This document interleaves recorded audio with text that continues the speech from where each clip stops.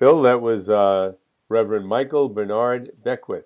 I've heard about him for years, and all good stuff. People go to Agape Church in Los Angeles. A lot of them say it was the best church experience they've ever had in their life, or religious gathering experience they've ever had. And I was very impressed with him. He's extremely articulate. Talks about his internal experience and how that moved on to become his life's work. Yes, I remember the first time I went to Agape, sometime in the '90s. Just being in LA, you hear about things, and I've obviously never been a Sunday morning church guy, and they said no, this is different, and it's like I said in the interview, the guy actually said Michael's the James Brown of spirituality. What was the service like? What goes on there? Well, and of course I've been since, and many times, and um, it's well, for one thing, as I said on the interview, it's got the most diverse congregation you'll ever see in your life, and it's really an alive, high energy gathering. And one of the salient features, and I think it's part of what draws people to it every week, is the music. Hmm. They have extraordinary music there. They have a great house band, a great music director, Ricky Byers Beckwith, and an incredible pool of talent. This is LA, and so there's professional quality Right. soloists and people in the choir and guest performers and musicians, and it's just extraordinary music. Right. And Michael himself is just an incredible public speaker. He's one of those people who, something moves through him in that compact little body and just comes out.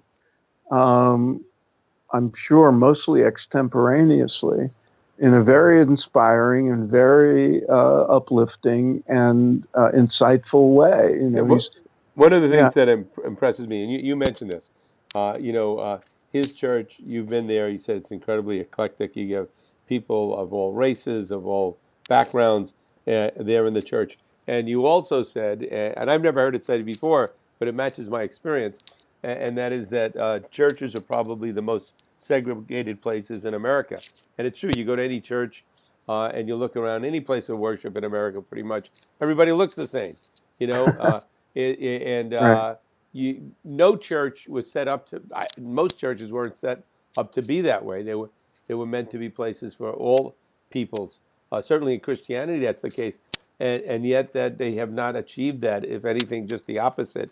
Why do you think he's able to draw such an eclectic group? Well, we asked him that, and he said on the air he's just always been that kind of guy. He was Hmm. in L.A. His home was center of civil rights activity, and it drew diverse groups of people uh, meeting there. And I guess when his spirituality, um, rec- what was that? I didn't hear anything. Oh my God! What was it? We're Um, gonna have to start I again. don't know. It sounded no. It's okay. We can just keep going. It's just a loud noise. Did Um, anybody in the audience please let us know? I heard nothing. It could be me. uh, and so he recognizes the unity of all things. This is what is characteristic. This is not a denominational sectarian church.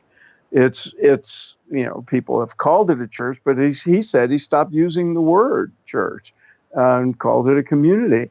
And it's draws on the deepest insights of all the mystical traditions. Michael was learning from some of the gurus of the '70s in those days.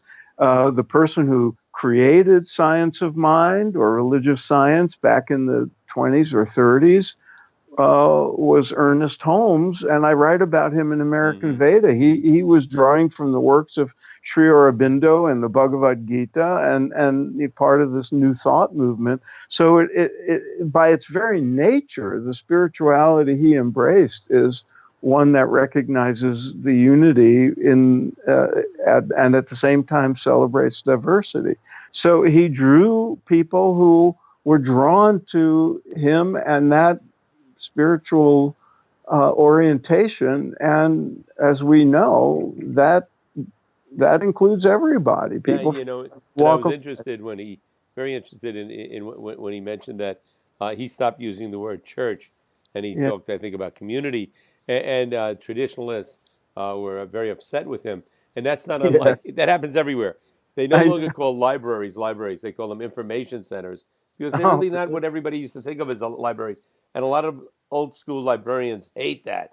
We're not an information center; we're a library, but they're calling them information centers now. So maybe churches, maybe synagogues, maybe all religious gathering places will take a different feature, uh, um, a different approach, and not be so much like church. You go there once a week. Synagogue, you go there once a week, but rather communities that are more interactive and more something more than just uh, an occasional gathering place. I don't know. I mean, that may never happen, but certainly I think many people would prefer something like that. yeah, and I'm sure that's true, and that's what happens, and there are places all over now that are like that.